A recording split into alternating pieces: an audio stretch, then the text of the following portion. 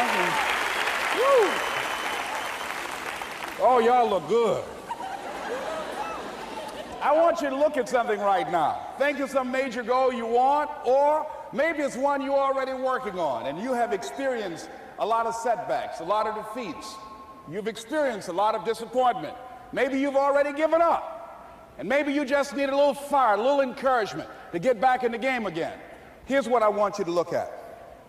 There are winners, and there are losers, and there are people who have not discovered how to win.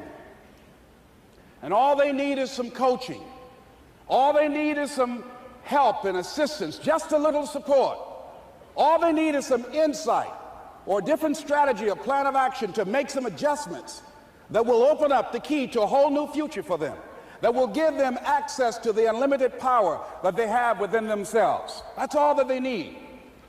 So what I want you to do is think about something you want for you, that's real for you, that's important for you, that will give your life some special meaning and power.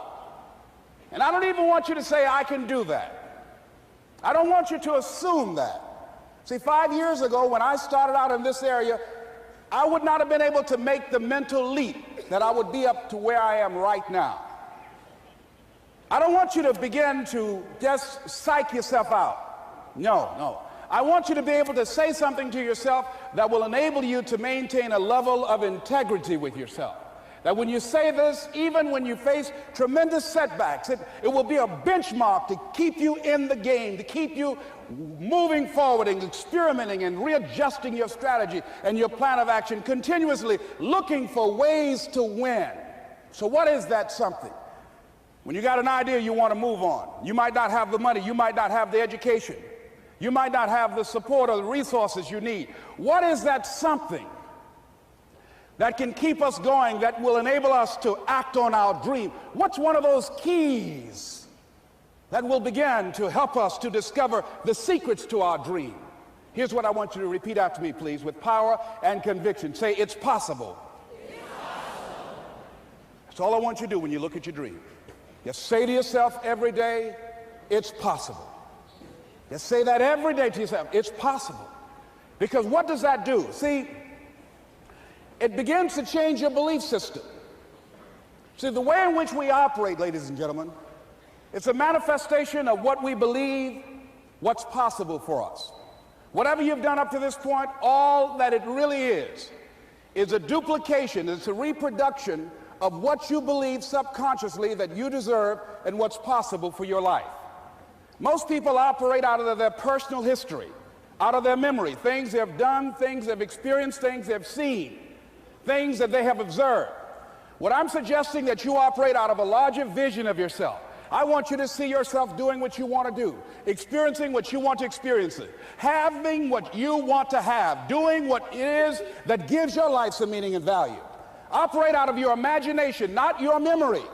Because whenever you look at where you want to go, I'm wanting to warn you, you will have some conversation back here after you go through the data that you've experienced in life saying you can't do it. And so what you want to begin to do is ignore that inner conversation. Well, most people, ladies and gentlemen, when something happens to them, what they do is they begin to believe that that's the way it is. That's the way it's always been. And they can't see the possibility of it being any different.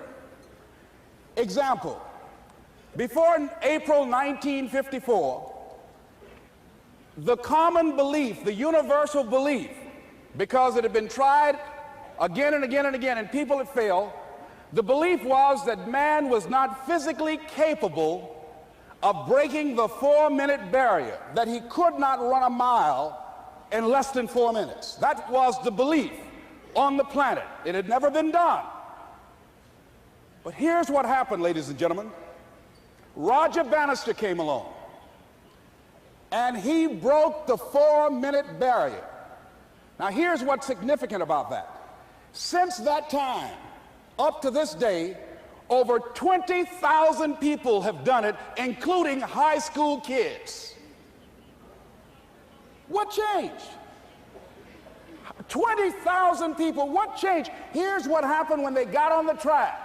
They knew it had been done. And because they knew it had been done, there was a new belief about this barrier, about this goal that was unreachable. And those 20,000 people got in a race believing, knowing in their heart that someone had done it, that it's possible that they could do it. And I'm saying that if you know anybody that had some goal, some dream, something they wanted to do, and they did it, then I'm saying that you know in your heart that if someone has done it, then you can do it. It's possible. And that if someone can make their dream become a reality, that it's possible that you can make your dream become reality. And so as you begin to look at where you want to go, beginning to embrace that, it's possible. I'm blessed and highly favored. I've got a lot going for me. I got some good stuff in me. And it's possible that I can bring my greatness out here in the universe, that I can do what I want to do. It's possible I can write my own book. I can have my own business. I can take the trip and travel around the world. It's possible. I can bounce back from adversity and reinvent my life. It's possible. Regardless of where I am, that things can get better for me. It's possible. I'm thinking about two men right here in Chicago who were fairly successful, similar background, educated. They worked for a corporation for many years, and they were among many people that were laid off. Two guys who were very good friends. One went out looking for a job for several weeks along with the other one, and they faced disappointment and rejection again and again and again. They couldn't find any work, which is the story of many people across this country. One guy stopped. He became discouraged. He stopped going. He stayed home looking at television, became very argumentative and toxic with his wife, drinking beer, getting on the phone, talking to his other negative, unemployed friends. And he just gave up. The other guy kept looking for a job everywhere he could go. Every time he could get an opportunity, kept asking people, networking, checking the newspapers every day. Kept going everywhere he could, trying to find a job. You have too much education. You're overqualified. You won't be here long enough. He kept going. He kept going. He went to a place and said, look here, I tell you what, if you can't hire me, and I know you can use my talents, abilities, and skills, I don't want to sit home and do nothing. Just let me do some volunteer work. You don't have to give me anything, all right? I just want to work. I want to be busy. Guy said, okay, it's on you now, but don't expect me to give you anything. It's okay. This guy came in and worked. He was the first one there. The last one to leave was the best employee there. About 4 weeks later, one of the top managers quit. They were looking for a replacement. Guess who they selected? This other guy. This guy who was volunteering his time. He got the job. What was the difference between the two men? Eyesight and mindsight. Eyesight is judging on what you see, judging according to appearances. But mindsight is how you interpret what you see. One guy said, it's not possible, it's over, I'm finished. I can't do it. I can't make it. He surrendered. I've faced rejection again and again. I'm not going anymore. There are no jobs out there. But this other guy, he felt that in spite of the no's and rejections, in spite of how bad the economy is, in spite of what the newspapers are saying, that it's possible that somebody somewhere will give me a job. He just kept going, thinking it was possible. And guess what, ladies and gentlemen? That's what we have to do with our dreams. Because things happen to you in life that you can never, ever anticipate. And many times when those things happen, you want to give up. I remember when I was in broadcasting, when I was a disc jockey, I became very controversial, not only being a disc jockey, but I felt that radio was something that you not only entertain people with, but you also empower them, you educate them. And I got fired. I didn't just leave, they fired me. That was a shock. I said, wait a minute. They took my microphone. I thought that was who I was. No, ladies and gentlemen, it wasn't. I had to do something else. didn't know what else I could do. See, here's what I'm looking at. What are the uses for your life right now that you haven't even reached for yet? See, I believe that when you don't have enough encouragement to act on your dreams or ideas, or you're not enlightened enough, that life will act on you. See, life had moved on me and said, Les Brown, you have outgrown this. It's time for you to do something else. Well, I wasn't enlightened enough. I organized some disc jockeys and got my job back. So they had to fire me again. I got fired twice. Here's what I did. I had to think of something else. And so a guy suggested to me, he said, Les, why don't you run for office? I said, man, I've never run for office. I've never known anything about how to operate in the political arena. I've heard encourage people to register to vote and get out to vote, but I don't know anything about politics. He said, well, neither do the people who run for office all the time.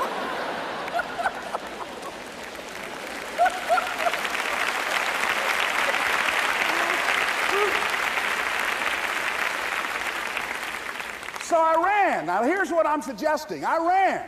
You got to do what you can where you are with what you have. I didn't have any money. I didn't know anything about the political process. I didn't even have any support. But here's what the guy told me. It's possible you could win. That's all I had. I was running against an endorsed candidate. He was an incumbent. He had the newspaper support, all of the leadership in the community, and I was challenging this guy. So I had a saying when I was on radio, stand up for what you believe in because you can fall for anything. And I would go door to door. I have my kids on one side of the street. I would be on the other, and I'd knock on doors. Hello, my name is Les Brown. Tell everybody I'm still standing. They get on the phone. Child, Les Brown was to my house today. You know the boy on the radio with the big mouth? Yeah, they fired him, honey. Say he's still standing. See, I'm saying just keep moving. Don't start feeling sorry for yourself. Don't spend time blaming and talking about what happened to you. See, whatever you talk about, that's what you multiply and expand in your life experience. So don't talk about stuff unless you want it to keep on happening to you, all right? So I got in that kind of action.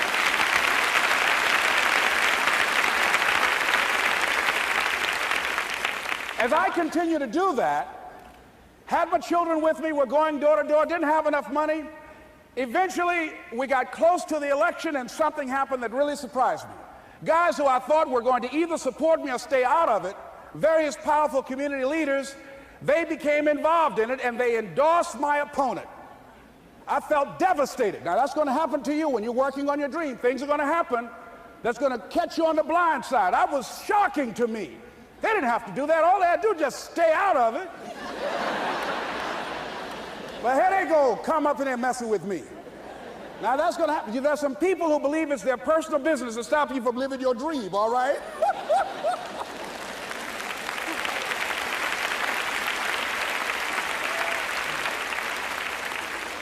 But I didn't deal with that. You want to make your dream come true, you got to stay focused. Some people rather get even than get ahead. Stay focused on where you want to go.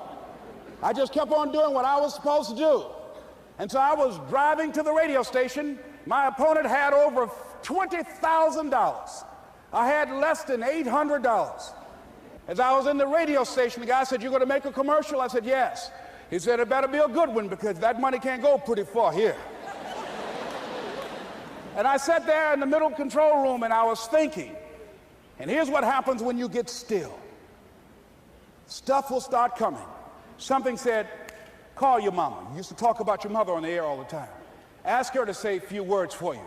That'll be a different kind of political spot. So I called my mama, and I had a gospel record playing in the background.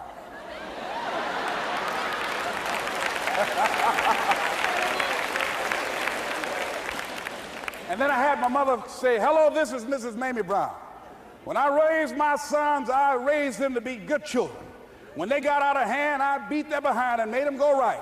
Please vote for my son. He's a good boy."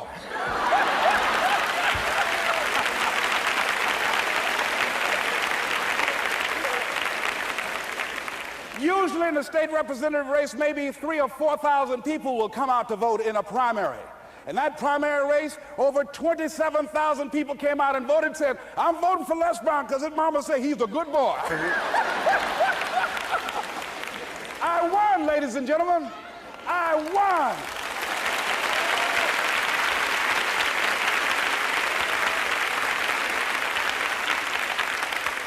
So you've got to be willing to stay focused, to be creative, to be relentless, because things are going to happen to you when you're working on your dream, when you get on track. I remember when I first got involved in speaking, one of the main things that speakers like to do is speak to a certain association that they have over 10,000 of their sales reps that come to this convention.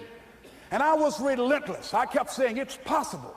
It's possible. See, what I want to let you know and set you up for, because you said it's possible, don't mean that you're not going to have any problems. That Murphy's Law ain't going to come and slap you side the head. Old Murphy going to come visit you. He's waiting for some of y'all out in the parking lot. Oh, you say it's possible. Okay, it's possible. You better get on. Well, I was working. I kept saying it's possible. They got other speakers on this program. I can be on that program too. I kept selling myself. I got all fired up. And I was calling them every day, every day. And the lady finally said, Mr. Brown, I tell you what, we want you to come in and talk to our sales executives. You got the kind of fire and guts that they want, that will motivate them. And let me tell you something else. We want you to bring your motivational tapes. You're going to need at least $50,000 worth of tapes. I said, is that right? Yes, because they want to keep that drive alive. I said, all right. I called the guy to duplicate my tapes. I said, Don, how you doing? This is Les. Let me tell you, I got a major speaking engagement. I said, man, it's a speaker's dream. I need over $50,000 worth of product. He said, Les, you don't have that kind of credit. I said, I know, but Don, I can sell that. Just right after speaking engagement, I'll give you your money in 4 days. He said, are you sure, Les? I said, yes, man, I got a major speaking engagement, and they told me to do it. He said, man, that's a big order. Let me talk with the lady with you. I said, hold on just a minute, man. Call the lady back. Hello, Evelyn, how you doing? This is Les Brown. I got Don on the phone. What did you say? Do I have the speaking engagement? Yes, you do. And what else you suggest? Les, our people, they buy a lot of tapes. Your tapes are very popular among them. I'm saying bring at least $50,000 worth of tapes, Les. You'll sell everything you got and more.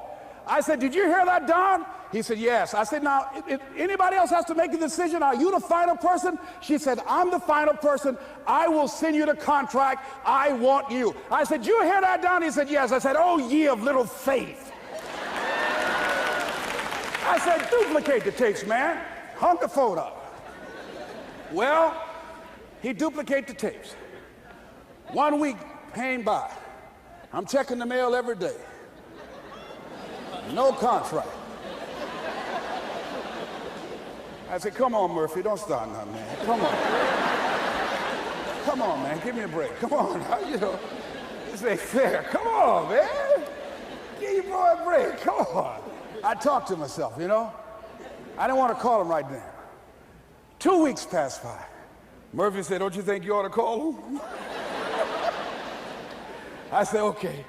I called, I said, hello, this is Les Brown calling. How you doing, Les? I said, fine. I said, Evelyn hasn't sent my contract out yet. Any additional information you need? So, Les, you haven't heard? I said, no. I said, Evelyn died. I said, she died?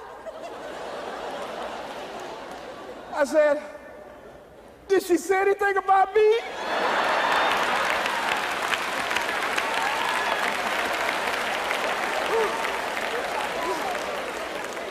When I got home, I was so wiped out. And Murphy was in the house waiting on me. Murphy said, is it possible you want to listen to some of your tapes?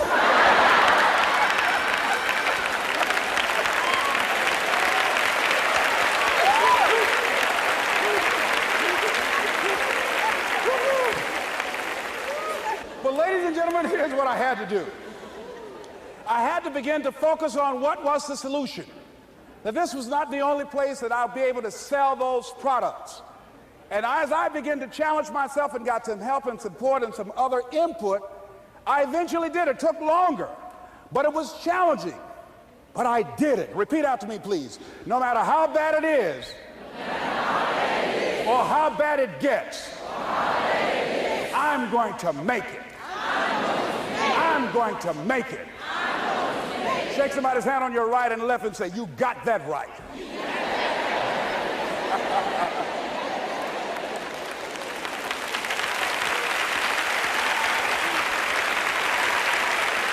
Repeat after me, please. It's possible. It's possible. I can have my dream. I can get what I want. I must be creative. And never give up.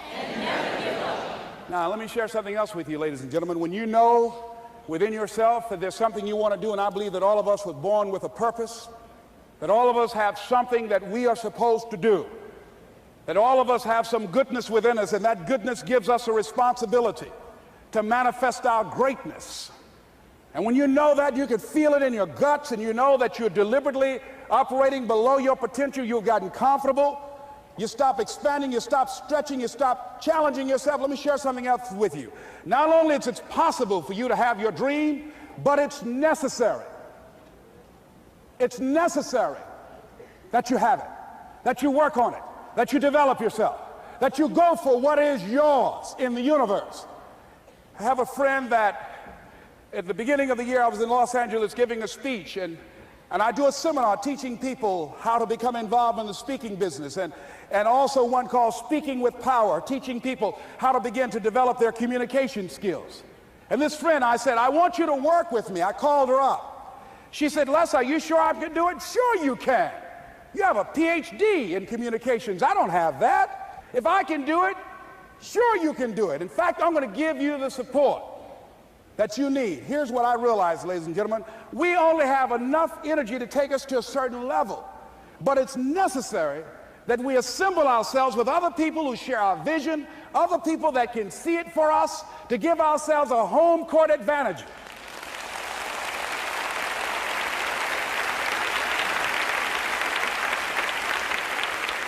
So it's necessary that you seek out other people who think like you, who are growing, who have decided that they are not satisfied with where they are. See, I don't believe that necessity is the mother of invention. No, necessity, in my opinion, is not the mother of invention.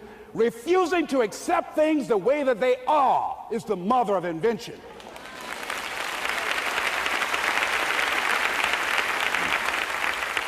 When you decide, I'm not going to settle for this, this is not going to be it for my life, I deserve more than this. See, that will start making you do some stuff. See, a lot of people go to work every day miserable, and all they do is just talk about how miserable they are. But they don't do anything about it. So I was telling her that I knew she hated her job with a passion. I said, you can do this. You got more going for you than I have going for me. And we've been going through this for years, ladies and gentlemen. She'd been to my seminar speaking for a living. She brought her husband, and that was one of the major problems that I realized that happened in her life. He couldn't see it for her. So you got to make sure that you have people in your life that can see it for you, that will encourage you. Non-affirming relationships can hurt you.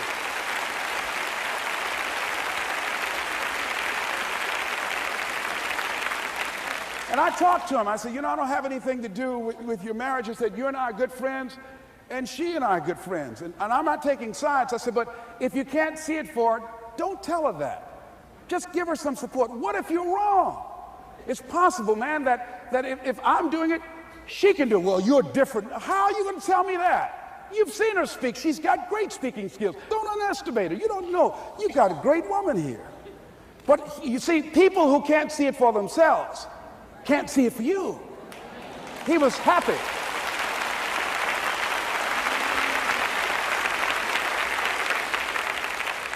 So I said, will you do it with me? I said, I'm going to give you the support you need. You can't do it by yourself. I will stand with you. She said, you will? I said, yes. I'm going to make you a part of my seminar. You'll do a part of it, and I'll do a part of it. Speaking with Power. She said, okay. 3 days later, ladies and gentlemen, I got an emergency call at my office. It was from her husband. He called and said, tell Les Brown that Marion is dead. I said, oh no. When I was flying there to go to the funeral, and I remember the last time that I saw her, and I had some of her papers that I had gotten inadvertently confused with mine, and I took them home. And I was searching through these papers to do one of her works. She was a prolific writer.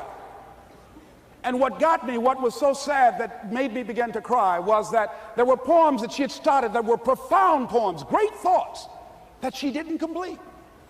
Plays that she had started that she didn't complete. See, that poem was given to her. I can't finish that for her, nor can you. That play, whatever the outcome that she had envisioned, that she had imagined, was given to her. Only her. And that she's the channel that was going to come through. You are here, and you are the vessel, you are the outlet for the universe. That you've been selected. There's something for you to do. I believe all of us have some purpose for being here. And as I was going to the funeral, and I was reading a newspaper that said that millions of people are dying because of what they're eating, talking about their diet. And I'm sure that it was Marion talking to me, whispering, saying, Les, the next time you speak, say that even more are dying because of what's eating them.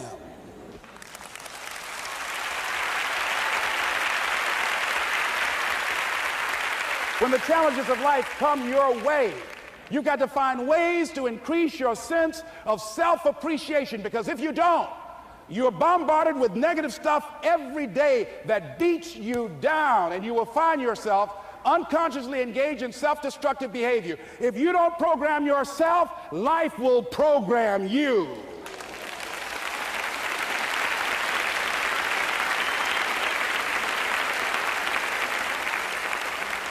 So you want to have an agenda for your life. It's necessary that you have some direction for your life. A friend at the National Speakers Convention gave us a presentation, and it really struck me. He was talking about when he was traveling across Europe, Warren Gresham, and he said at different points, soldiers would wake them up on their journey and ask him the question.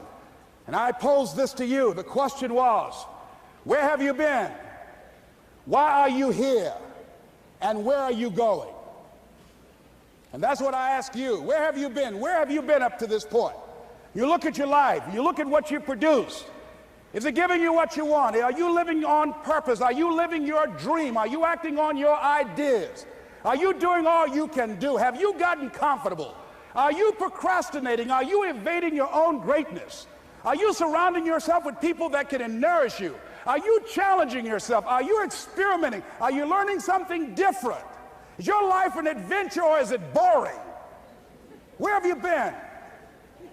Why are you here? What brought you here? Investing the time, the money. What brought you here? And where are you going? What is it that you can get out of this session, out of this lecture?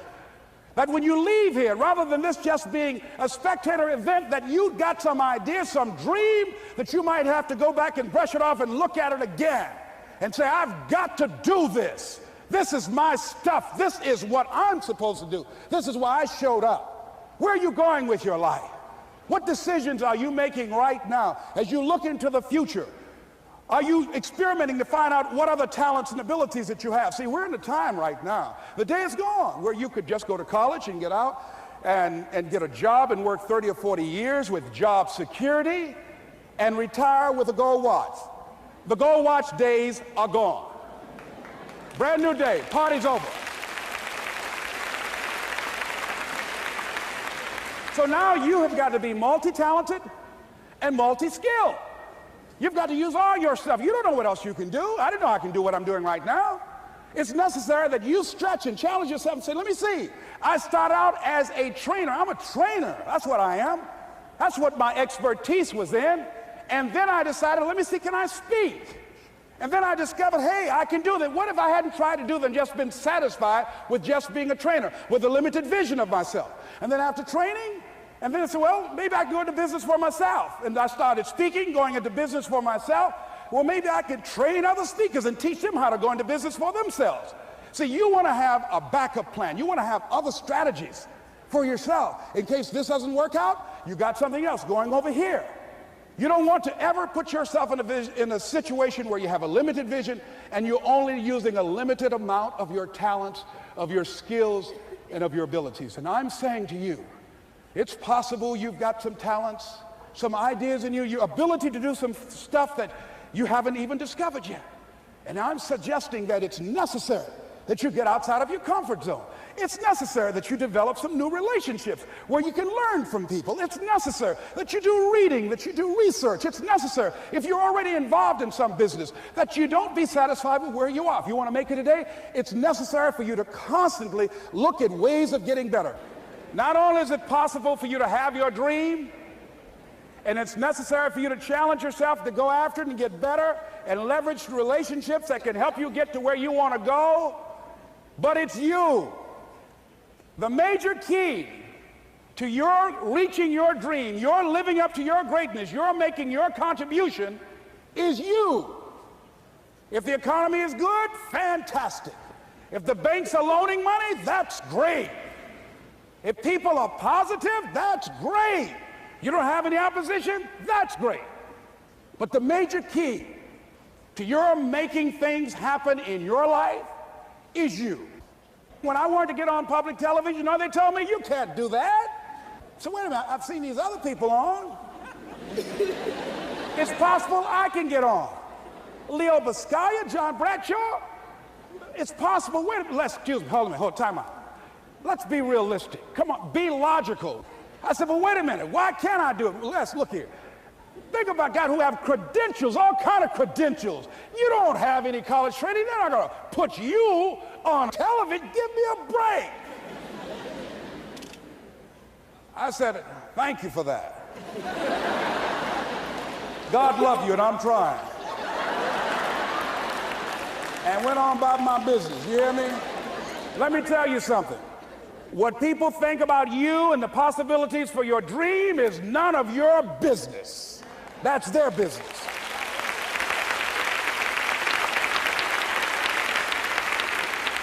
They have no imagination, ladies and gentlemen. They're living out of the past, out of their memory. Their attitude is it can't be done because they haven't seen it. They're judging according to appearances.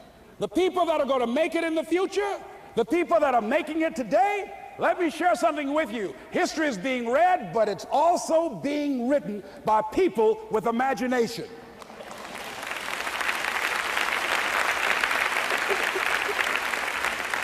So I went to the next mode, necessary to start talking to people and seeking and asking for what I wanted and leveraging relationships and trying to find out how do the people do it that went ahead of me? How do they do it? And then what is it I need to do? How is it I need to train myself, to develop myself? What's the resources that will be required in order to make it happen? And as I start seeking out and asking questions, I started running into people who said, I know someone who can help you do that. And they helped me get connected with those people. Remember, we have so much energy that can take us so far. It's necessary that you hook up with some other energy that can take you to the next level. I hooked up with them. They said, let's go. I said, away we go.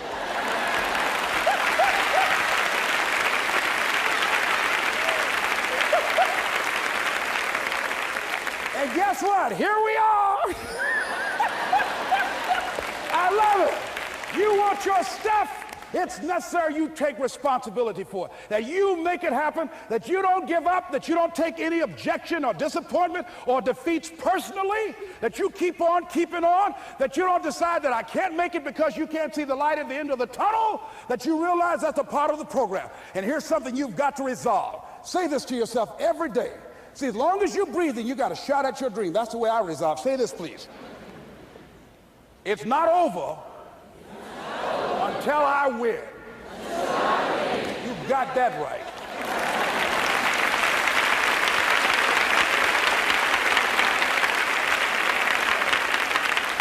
It's not over till I win. Not over till I get through.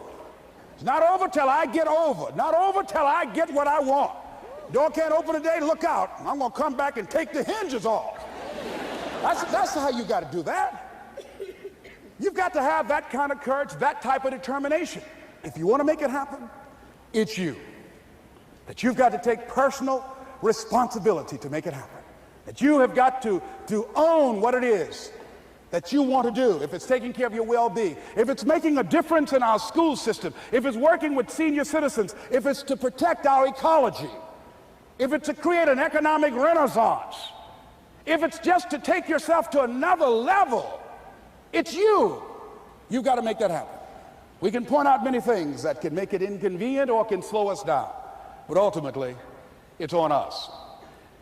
Next step is, not only is it possible and necessary, and it's you to live your dream, to make this greatness that you have within you become a reality, but what I've come to appreciate when you're working on changing your life, changing some bad habit, getting out of addictive situations or relationships, or working to build a dream or making a difference in our society, or learning something that's very challenging. Here's what I realize, ladies and gentlemen, and develop a great deal of respect for. It's hard. Easy is not an option. It's hard living. Life is hard. See, it's hard when you're 49 years old, been working on a job for 17 years, and they come in and tell you you're finished and give you 1 week severance pay. And you got to start all over again. It's hard when you're married and raising children and your children are crawling and your husband dies unexpectedly.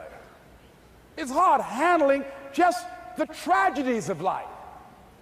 It's hard when you're working on something and you put everything you have in it and it doesn't work out. You lose your money and other people's money.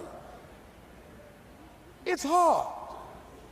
It was rough when I lost my job, and I could not find a job. It was humiliating and embarrassing, borrowing money, and then I couldn't pay the money back when I told them I would. That's rough. How people look at you, how they respond to you. It's very hard. It's humiliating. Here's what I discovered that happens to you in life, that you will go through things, and while you're going through them, you can't understand why it's happening to you. But after you go through it, and you get back and you look at it and you say, oh, now I understand why I needed that lesson. Have it ever happened to you? Raise your hand. Has it ever happened to you that I couldn't understand it then, but after I got through it, then I saw that that was preparing me for bigger and better things.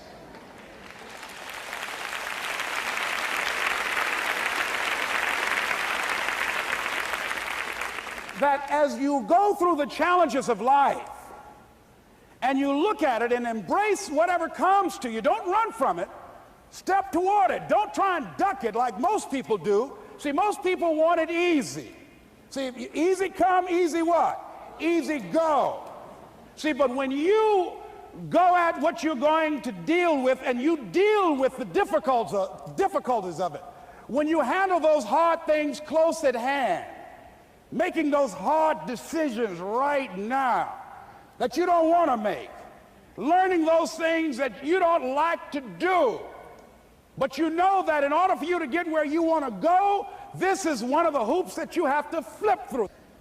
And I'm saying to you, whatever you got to do it, because if you don't, life is going to whoop you until you surrender and say, okay, all right, I cooperate, okay, I learned, okay. It had to wear me out a long time. So if it's hard, then do it hard. Now, how do you hang in there during the hard, difficult times? Les, you must have faith. You've got to believe in yourself. You've got to believe in your abilities.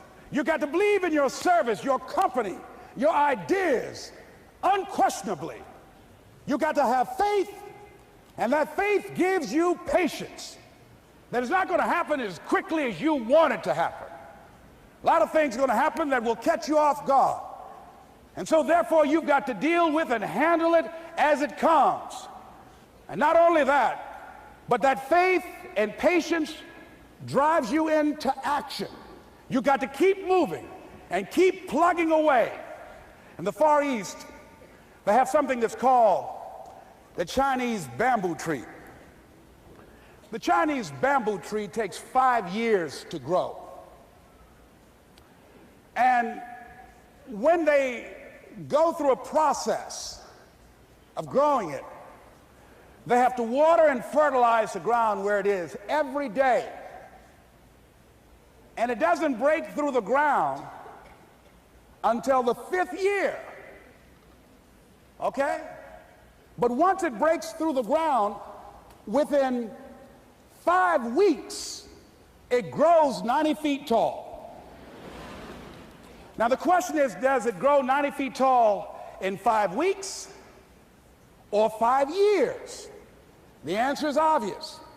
It grows 90 feet tall in 5 years, because at any time had that person stopped watering and nurturing and fertilizing that dream, that bamboo tree would have died in the ground. And I can see people coming out talking to a guy out there watering and fertilizing the ground that's not showing anything. Hey, what you doing? You've been out here a long time, man. And the conversation in the neighborhood is, you growing a Chinese bamboo tree, is that right? Yeah, that's right. Well, even Ray Charles and Stevie Wonder can see ain't nothing showing. You know that's how people are gonna do you? So how long you been working on this? How long have you been working on your dreams? And you have nothing to show. This is all you got to show? People are gonna do that to you. And some people, ladies and gentlemen, they stop. Because they don't see instant results. It doesn't happen quickly. They stop. Oh, no. You got to keep on watering your dream. And when it began to happen, they stopped laughing. They said, look, whoa, look here. Look how, hey, man, you know, I know you could do it. Look here, you got a job here?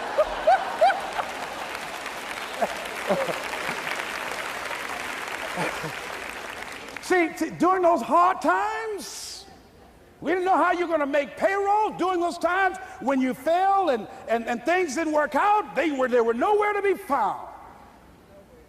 But you know what I discovered? When you were working at your dream, somebody said the harder the battle, the sweeter the victory. Oh, it's sweet to you. It's good to you. Why? See, when it's hard and there's a struggle, see, what you become in the process is more important than the dream. That's far more important. The kind of person you become, the character that you build, the courage that you develop, the faith that you're manifesting. Oh, it's something that you get up in the morning, you look yourself in the mirror, you're a different kind of person. You walk with a different kind of spirit. And people know that you know what life is, that you have embraced life. You knew it was hard, but you did it hard.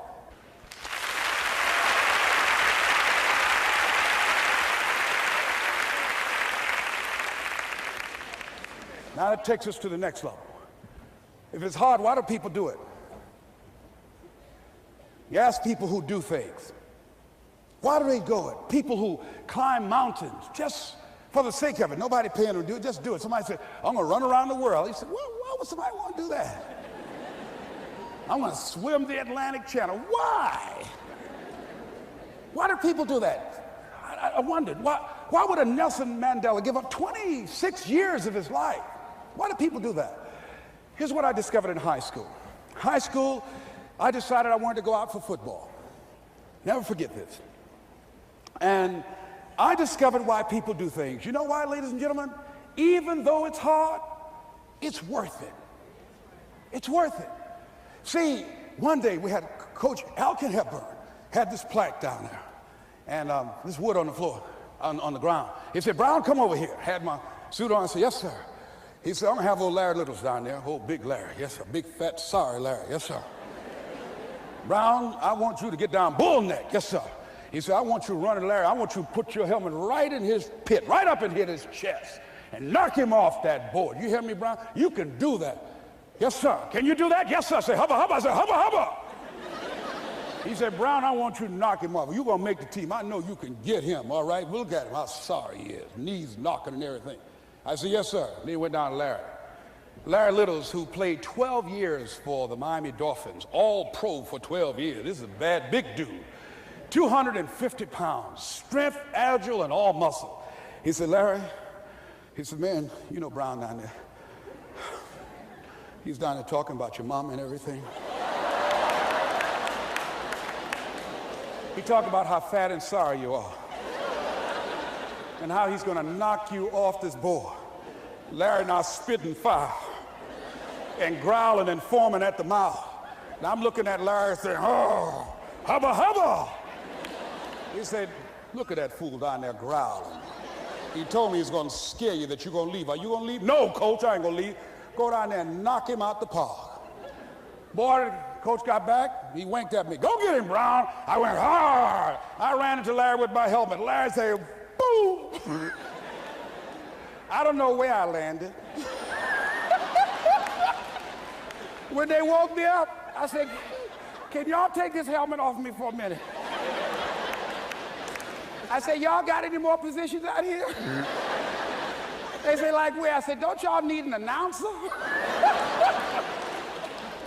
They said, Brian, where you going? I was crying. They said, man, some girls over there. I said, I don't care, man, I'm hurt. I said, that fool almost killed me, man. He said, Brian, you quit, man? I said, yeah. I said, what? I said, it ain't worth it, man. No, it ain't worth it. Y'all go ahead. Y'all crazy. I'll be your announcer, man. I was calling the games. I was up there in the booth. Call good games, too, because the pain wasn't worth it to me. And I'm saying to you, you know why people do what they do? The people who go after their stuff, what makes it worth it? It's got to be your passion. You got to love it, ladies and gentlemen. You got to love it. It's got to be what you are supposed to do. You want to sing, and even though they want to invite you to Carnegie Hall, you're going to sing to anybody that listen to you, including singing to yourself. I used to talk to my plants when nobody else would listen to me. You got to write, even if no one published your book, write, because that was given to you to do. You do what it is you're supposed to. You're supposed to build something. You're supposed to create something. I don't know how to do it. Learn. Do whatever is required. Just go out there. It's possible you can get what you want. It's necessary. If you want it, you got to go into action. You got to be willing to experiment. You got to be willing to fail and to succeed. You got to be willing to form and to develop new relationships. It's you, it's on you. You got to make that happen. Nobody's going to bring it to you on a silver platter and say, here's your dream manifested. No, it's hard. Yes, it's hard. It's difficult. Yes, right. And it's worth it.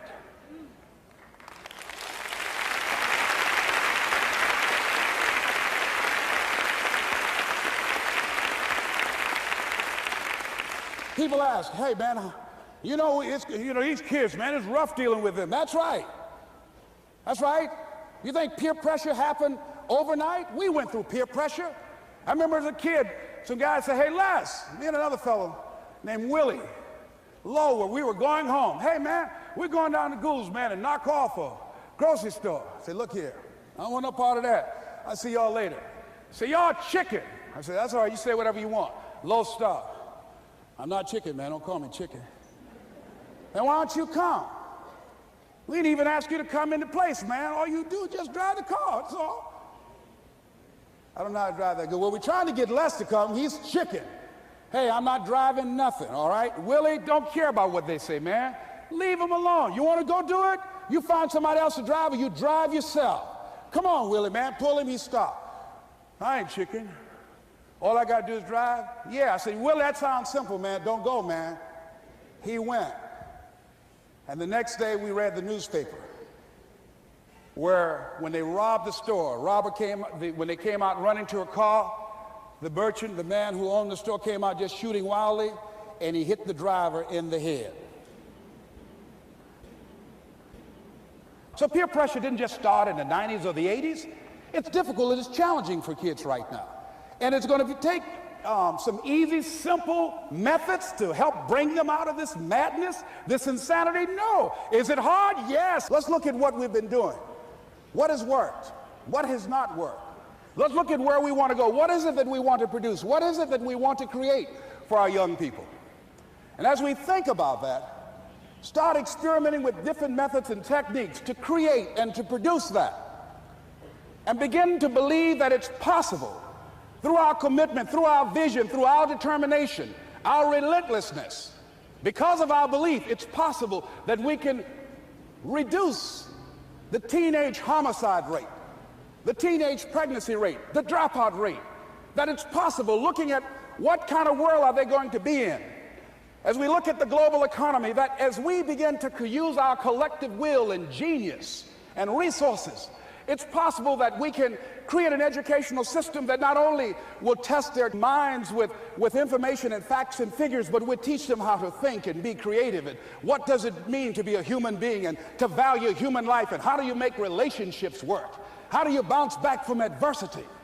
It's possible that we can give them a curriculum that will give their lives a sense of purpose and direction and meaning, and teach them how to begin to know and operate on a higher level of being, where they become assets to our society rather than liabilities. What if we leave here with that kind of consciousness that it's possible, as opposed to saying we have to write this generation off, that it's possible that we were born for such a time as this and that, that maybe someone here has the idea or the method or some plan of action or an approach that can resolve many of the problems that we're facing with young people today.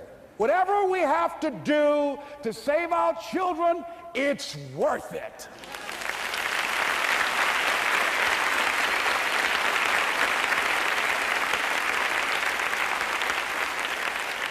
And so that brings me to the final step, that it's necessary for us to begin to look at the future and know that it's possible that we can have our dream. Yes, it is.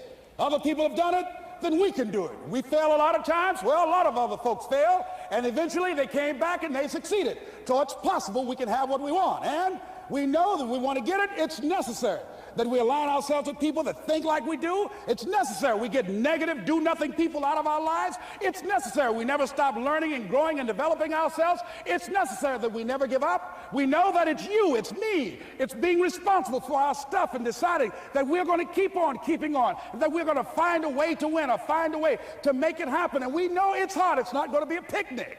Yes, it's hard, and we will do it hard. And once we do it hard and we go through it, we realize it was worth it. And once you discover it was worth it, it is done.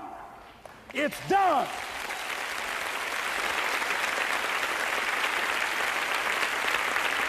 It's done, ladies and gentlemen, before it happens. Well, here's what I'm suggesting to you. That when you're working, you have a wall to break through. Let's say a friend of mine who runs a marathon, and he says, when he's running the 26-mile marathon, he said, let's say that hypothetically, that 18th mile is the wall. He said, Les, when you get there and you're running, he says, everything in you is telling you to stop, to give up. Every muscle is aching, and you're saying to yourself, I can't do it. I can't do it. And you just keep on, and you keep on, and you keep on. It seems like you're moving at slow motion. And then eventually when you break through that 18-mile wall, then you know it's like done, and you're on automatic, and you glide on in, and you know it's there. You know you're going to get to the finish line. And we've all had experiences where we were working on something, and we knew it was possible. And we did those things that were necessary to bring it into reality.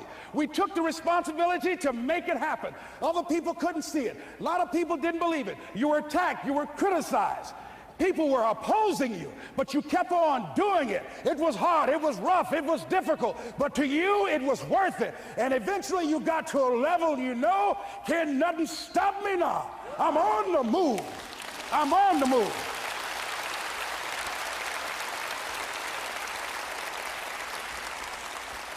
Finally, I'm thinking about a friend of mine who is no longer operating on this dimension. His name is Jack Boland. He had this vision of a church that would serve various types of needs for people. There's supportive needs in helping them in recovery from drugs and alcohol and whatever addictions that they might be involved in. And he was known for bringing in different kinds of speakers. And over a year ago, he was diagnosed as having cancer, and he announced to his congregation that he's going to be taking chemotherapy, and that it was a possibility that the cancer would go in remission, and he was optimistic about that. And sure enough, it did for a year. And one of the things Jack always talked about is that he wanted to have his funeral while he lived. And so he invited a few friends, Wayne Dyer and myself and a few other speakers. He didn't tell us why we were there, but once we gathered there, the church, they told us in the room that Jack is going to announce to the congregation, he's bringing his doctor up. The doctor is going to say that we felt we could keep it in remission. It's out of remission, and he doesn't have much time left. And whatever words you want to say to Jack that you would say if he had made his transition, speak those words now. Well, we were shocked and we were somewhat stunned until Jack got there. They brought him in a wheelchair, and boy, was he courageous, and he had a strong smile, and they helped him up the steps, and he sat behind the podium. And each of us got up and we said a few things about Jack and the impact that he made on our lives. And he said, the doctor, after announcing that Jack didn't have long, he says, "Doctor," he said, "I accept what you say, but it's possible that does not have to be the case. But if it is, I will enjoy life to the very last breath I take, even the chemotherapy. I will enjoy that." And Jack did, ladies and gentlemen. And when they said that all of his vital organs were failing, they called his family and his close church staff to the hospital and said, "He's dying." And so they came and they all gathered in the room. And Jack at that time was unconscious. And he gained consciousness, and he looked at them and he said, with what strength he had, he said, "I want to thank you all for being here. You've been a great staff to me." He looked at his sons, his daughter. He said, "You've been a great family." He said, "Don't feel sorry for me." He said, I'm ready to go. I'm looking forward to the next adventure." And he sat there for a little while, laid there, and he closed his eyes, and he lost consciousness. About an hour and a half later, he opened his eyes, and he looked at them. He said, "This is embarrassing. I'm not dead yet." They were laughing through their tears. They said, "Jack, you are a character." He said, "Hey, I hate giving up this kind of control." So they predicted that Jack would die at the end of February. And then on the 2nd, they said, he won't see the light of day. He will be dead by morning. Ladies and gentlemen, Jack died on March 4th.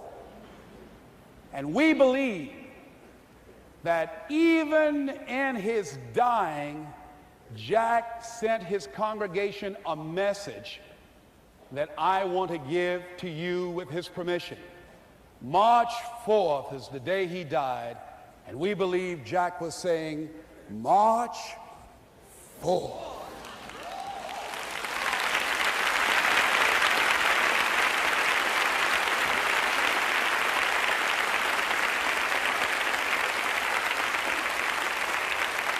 So I say, as you look into the future, while other people are giving up, feeling like victims, feeling powerless, becoming negative, turning on each other rather than to each other, feeling that they can't make it, be ye not conformed to this world, but be ye transformed by the renewing of your mind, with the mindset of that it's possible that we can save this generation. It's possible that we can create new industries, a new economy. It's possible that I can find a new profession, a new job. It's possible I can create a new life. And it's necessary that I become actively involved in becoming a positive force in my life and on the planet.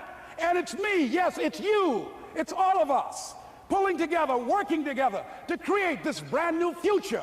And it's going to be hard. Easy is not an option. But if it's hard, we will do it hard. Whatever is required to snatch victory from the jaws of defeat. And it's worth it, yes. It's worth whatever we have to do. And once we know that, it is done. It is done. It is done.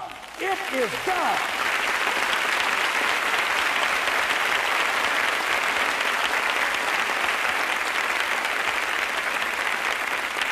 So I say to you, whatever your dreams are, whatever you want to do, in the spirit of Jack, March 4th. This is Mrs. Mamie Brown's baby boy, Leslie Calvin Brown, saying, "It's been a plumb pleasing pleasure as well as a privilege." Thank y'all here. Thank you.